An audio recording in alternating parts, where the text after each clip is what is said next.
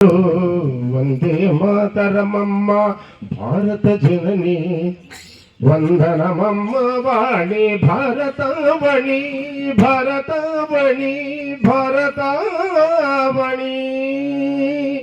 ఇలాంటి గొప్ప మహానుభావుల దయ వల్ల ఈరోజు మనం హిందువులమని గర్వంగా చెప్పుకుంటున్నాం. లేకపోతే ఇంతకుముందు హిందువులం కాదు, అసలు బంధువులం కాదు.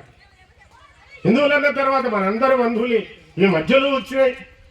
నేను హరికథ చెప్తున్నా, ఈ హరిదాసు మరి రాజన్న వాళ్ళు బొమ్మలు ఆడించారు, బొమ్మలటోళ్ళు గడ్డం గీశారు, వాడు భజంత్రి, గుడలు ఉతికాడు, వాడు చాకలోడు.